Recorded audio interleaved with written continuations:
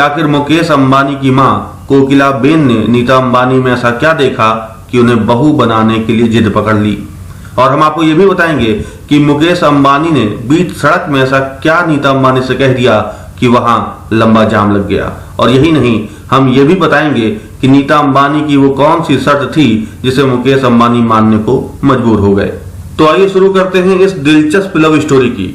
मुकेश अंबानी और नीता अंबानी के प्रेम कहानी की शुरुआत का पहला पन्ना अक्टूबर 1984 में लिखा गया। नवरात्र का त्योहार चल रहा था और मुंबई के मातोश्री बिरला हॉल में भरतनाट्यम नृत्य का आयोजन चल रहा था।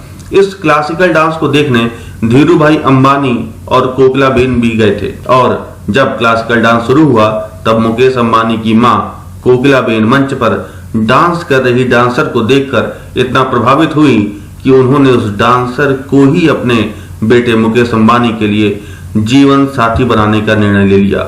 ये डांसर कोई और नहीं बल्कि मुकेश की जिंदगी में आने वाली हमसफर नीता अंबानी थी। ये वक्त 1984 का था। तब आज की तरह मोबाइल फोन नहीं होते थे बल्कि लैंडलाइन फोन होते थे। और धीरू भाई अंबानी ने लैंडलाइन फोन से नीता दलाल के पिता रविंद्र भाई दलाल को फोन किया और बोला कि मैं धीरू भाई अंबानी बोल रहा हूं। ये सुन करके रविंद्र भाई दलाल को तो यकीन ही नहीं हुआ, क्योंकि उनके जैसे मिडिल क्लास आदमी को कोई भारत का सबसे बड़ा उद्योगपति फोन कर रहा था।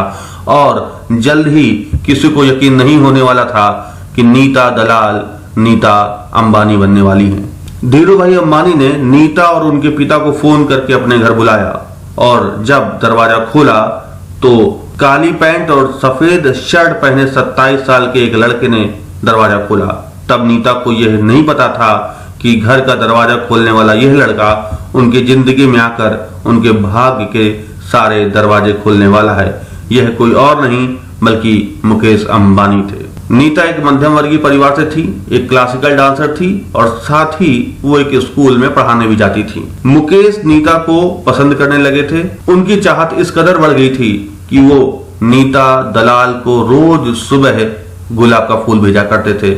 और यह तब तक चलता रहा जब तक कि उनकी शादी नहीं हो गई। मुकेश मुंबई के पास पाताल गंगा में एक पॉलिस्टर प्लांट लगवा रहे थे और जब भी वो घर लौटते तो अक्सर रात हो जाती थी। और उस आधी रात में नीता दलाल को वो स्ट्रीट फूड के लिए पाव भाजी खिलाना नहीं भूलते थे।